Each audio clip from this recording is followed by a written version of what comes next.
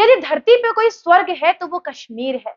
धरती पे स्वर्ग कश्मीर, और इस स्वर्ग को नर्क बनाया फारूक अब्दुल्ला और महबूबा मुफ्ती ने।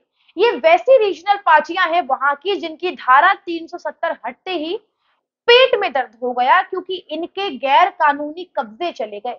जो आशियाने बना रखे थे सरकारी जगह पर वो जब्त हो गए।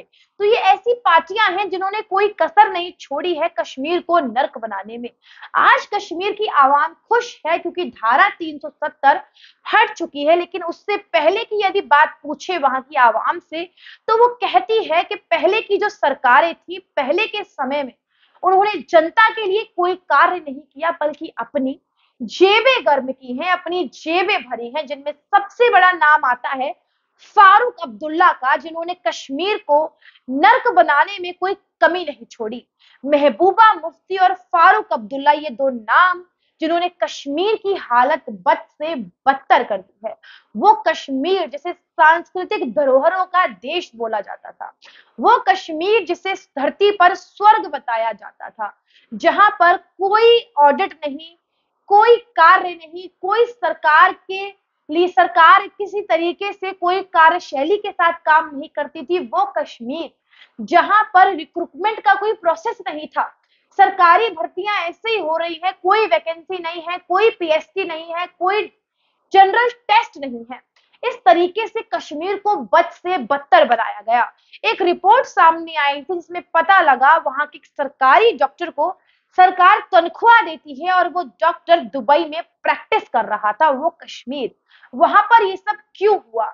इसलिए हुआ क्योंकि वहां पर फारूक अब्दुल्ला जो है सत्ता में थे। वो फारूक अब्दुल्ला जो पाकिस्तान के एजेंट हैं, जो पाकिस्तान के इशारों पे नाचते हैं, और पाकिस्तान चीन के इशारों पे नाचता है, तो डायरेक्टली ये सारी चीजें जो हो रही हैं वो चीन के कहने पर हो रही हैं। पाकिस्तान तलुए चाटता है चीन के, और फारूक अब्दुल्ला तलुए चाटते हैं पाकिस्तान के। तो ये सारी चीजें वो महबूबा मुफ्ती, जिन्होंने सीएम के फंड से अपनी मां को 2 लाख रुपए ट्रांसफर करे। अब आप लगा लीजिए, जो पैसा किसी गरीब के घर जाना था, वो पैसा जो किसी गरीब के घर में काम आता, किसी आपदा में काम आता, वो पैसा महबूबा मुफ्ती अपनी माता को ट्रांसफर कर रहे हैं। तो ये सरकार कैसे चलेगी? कैसे कोई स्वर्ग नहीं बन पाएगा? अब यही बात आप जाकर यदि कश्मीर की जनता से पूछे तो वो आपको दो तरह की बातें बताएंगी। पहली बात, वो जो धारा 370 से पहले का समय था, जहां पर ना कोई लॉ एंड ऑर्डर था, वहां पर फारूक अब्दुल्ला चीख चीख कर बोलते थे कि भारत तुम्हारा दुश्मन है, भारत की सेना हमें मार देगी, भारत हमें कैद करना चाहता है। और पाकिस्तान की आवाम खड़े होकर चुपचाप सुनती थी, क्योंकि बेचारी को अपनी जान तो प्यारी थी। लेकिन वही धारा 370 हटने के बाद की बात यदि आप पूछेंगे वहां की आवाम से, तो वो बेहद ज्यादा खुश है। इतनी खुश है कि वहां पर कम से कम तो कोई ना कोई वहां की जनता के लिए सोच रहा है, वहां की आवाम के लिए सोच रहा है। 370 हटने के बाद आतंकवाद कम, पत्थरमारी कम, बिजली आने लग गई, टूरिज्म बढ़ने लग गया, तमाम तरीके की चीजें हुई। भाई जनता अंधी नहीं है, जनता को दिख रहा है। एक्सपोर्ट बहुत ज्यादा हुआ कश्मीर में, फल का एक्सपोर्ट बहुत ज्यादा हुआ है, लोगों को दिखता है। भाई कोई जनता पागल थोड़ी है, उन्हें दिख रहा है। उनके जो बच्चे थे वो 500 रुपए के लिए पत्थर फेंकते थे, आज नौकरियां मिल रही हैं, जॉब अपॉर्चुनिटीज मिल रही हैं, पैसा कमाने का मौका मिल रहा है। पहले बच्चों को अवसर ही नहीं मिलते थे। वहां की आवाम को महबूबा से और फारूक अब्दुल्ला से कोई मतलब नहीं है। उनकी जनता को ये है कि बस हमारा फायदा हो रहा है। तो ये सबसे बड़ा फर्क पड़ा है कश्मीर की सरकार में। इसीलिए भाई सरकार के पेट में दर्द हो रहा है। वो देख रहे हैं कि वो वहां पर पहले धर्म का कार्ड खेलते थे क्योंकि हम मुसलमान हैं, अब वो चीज खत्म हो गई है, क्योंकि लोगों को पता लग गया है कि इन लोगों ने हमारे साथ बीते सालों में क्या किया है, और मोदी सरकार ने, भाजपा ने हमारे लिए क्या किया है। जनता को दिखता है, और अब फारूक अब्दुल्ला के पेट में दर्द हो रहा है इन सभी चीजों के बारे में, क्योंकि वहां की जनता अब सही रास्ते पर चल रही है। वहां की जनता को दिख रहा है कि हमारे लिए कौन अच्छा काम कर रहा है और किसने हमें बर्बाद किया। 1948 से ये सारी स्थिति पैदा हुई कश्मीर में, कश्मीर के बद से बदतर होने की। 1948 में जम्मू एंड कश्मीर के पहले प्रधानमंत्री बने शेख अब्दुल्ला। उस समय नेहरू जी ने महाराजा हरि सिंह से पूरा क्षेत्र अपने कब्जे में ले लिया और शेख अब्दुल्ला को अंदर कैसे आने दिया। यहाँ पर सबसे बड़ा सवाल ये उठता है कि उस समय नेहरू जी की सबसे बड़ी गलती थी, क्योंकि उस समय उस समय यदि स्पेशल स्टेटस देना था कश्मीर को, तो आप बोल सकते थे कि महाराजा हरि सिंह गवर्नर रहेंगे स्टेट के और शेख अब्दुल्ला जो है वो प्रधानमंत्री बनेंगे। लेकिन उन्होंने उस समय ऐसा कुछ नहीं किया।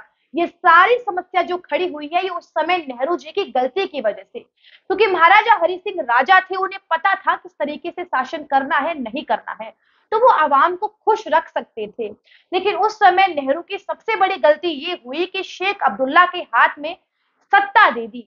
उस समय ये सारे हिस्से टूट गए कश्मीर के, चाहे पीओके हो, चाहे तिब्बत हो, क्योंकि तिब्बत तो महाराजा हरि सिंह की प्रॉपर्टी थी। लेकिन यहाँ पर सबसे बड़ी गलती जो मानी जाती है वो शेख अब्दुल्ला और नेहरू जी की। शेख अब्दुल्ला शुरू से कहते थे हमें आजादी चाहिए, हमें आजाद कश्मीर चाहिए, हमें हिंदुस्तान के साथ नहीं रहना है। इस सब के बावजूद भी 1953 तक ये सत्ता पूरी मिली रही शेख अब्दुल्ला को और वो 11 साल तक यही धुन गाता रहा कि भारत हमें अलग करो। तो यहाँ पर नेहरू जी ने खामखा जो एक जो स्पेशल ट्रीटमेंट दिया शेख अब्दुल्ला को, उससे कश्मीर का जो है बेड़ा गर्क हो गया है। लेकिन यहाँ पर जो शेख अब्दुल्ला था वो शुरू से दो देशों की बात करता था, भारत से हमें आजाद होना है, हमें आजाद कश्मीर चाहिए। कश्मीर में 96% मुस्लिम पॉपुलेशन है। जब 96% पॉपुलेशन मुस्लिम की है तो क्या मुस्लिम कंट्री बना दें क्या? ऐसा नहीं होता है। मुख्यमंत्री की सोच होनी चाहिए एक नेशनल लेवल पे, धार्मिक सोच को थोड़ा दूर रखना चाहिए। मुस्लिम कंट्री, ये कंट्री, वो कंट्री नहीं। तो बर्बादी जो कश्मीर की दौर शुरू हुआ बर्बादी का, वो शेख अब्दुल्ला के दौर से हुआ। और बेटा तो उससे भी ज्यादा, तू शेर तो मैं सवा शेर। तो बेटा भी उसी पद पर चला, उसी नक्शे कदमों पर चला जिस समय आज कश्मीर की जो हालत है वो उसी वजह से हुई है। और फारूक अब्दुल्ला कई बार कह चुके हैं कि पीओके जो है पाकिस्तान का हिस्सा है। मतलब भारत के किसी एक राज्य का मुख्यमंत्री ये बात बोलता है कि जो कश्मीर है वो भारत का हिस्सा ही नहीं है, यानी कि पाकिस्तान का राज्य बता रहा है कश्मीर को। पाकिस्तान कमजोर नहीं है, इस तरीके की बातें कर रहा है। पाकिस्तान चुप नहीं बैठेगा, इस तरीके की बातें करता है। 16 नवंबर 2013 को बयान दिया, न्यूक्लियर पावर है पाकिस्तान, पाकिस्तान ने चूड़ियां नहीं पहन रखी हैं, पीओके भारत का हिस्सा नहीं है, पीओके किसी बात की बपौती नहीं है। ये देश का मुख्यमंत्री बोल रहा है फारूक अब्दुल्ला, यानी कि पाकिस्तान का एजेंट है शुरू से। कहता है थर्ड पार्टी इंटरफेरेंस होना चाहिए, अमेरिका और चीन को हस्तक्षेप करना चाहिए, कोई ना कोई सोल्यूशन ढूंढना चाहिए। कहता है कि इंडियन गवर्नमेंट जो है बाहर के लोगों को सपोर्ट करता है, हिंदुस्तान ने कश्मीर को चीट किया है, चुनाव के लिए कश्मीर का फायदा उठाया है, मोदी सरकार फौजियों का खून बेचता है। इस तरीके की बातें कौन कर रहा है? देश का एक मुख्यमंत्री। जस्ट इमेजिन, एक देश का मुख्यमंत्री ऐसी बातें बोल रहा है, हमें आजादी चाहिए, कश्मीर के लोगों को हिंदुस्तान के खिलाफ भड़का रहा है और कह रहा है कि मोदी जी 10 बार भी प्रधानमंत्री बन जाएंगे तो 370 नहीं हटा पाएंगे। अब क्या हुआ? हट गया ना।